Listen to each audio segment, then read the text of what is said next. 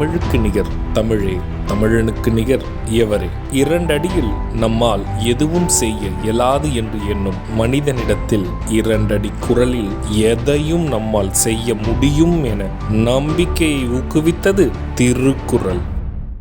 வணக்கம் குழந்தைகளே. வணக்கம் பகலவன் ஐயா. இன்னைக்கான குறளை நம்ம பார்ப்போமா? ஓ, பார்க்கலாமே. சரி, பாடத்துக்குள்ள போலாம்.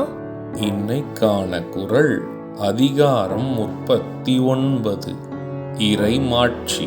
குறள் எண் 387. இன்சொலால் ஈத்தளிக்க வல்லார்க்கு தன் சொலால் தான் கண்டு அனைத்து உலகு. ஐயா, நீங்க சொன்ன இந்த குறளோட பொருள் என்ன? இதுக்கான பொருள், இன்சொல் பேசி இல்லை என்று வருவோர்க்கு தந்துதவி வாழ்கின்ற அரசன் எண்ணியபடி உலக வாழ்வு அமைவதோடு அவனுக்கு புகழும் வந்து சேரும். இதுக்கு ஒரு உதாரணம் சொல்லுங்களேன். இதுக்கான உதாரணம், இழிவாக பேசியவர்கள் அவர்களிடம் ஏதும் இல்லை என்று வந்தால் கூட அவர்களுக்கு உதவி செய்து கொடுக்கின்ற அரசனுக்கு அவர் எண்ணம் போல் வாழ்க்கை அமைந்து எப்பொழுதும் புகழ் சேர்க்கும்.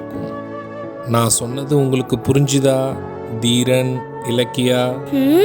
நல்லா புரிஞ்சுது ஐயா. இனி இந்த குறள் எங்களுக்கு மறக்கவே மறக்காது. சரி பசங்களா, நாளைக்கும் இதே மாதிரி சுவாரஸ்யமான குறளை பார்ப்போம்.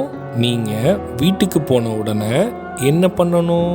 இன்னைக்கு நாங்க படிச்ச குறளை அப்பா அம்மா கிட்ட சொல்லி காட்டுவோம்.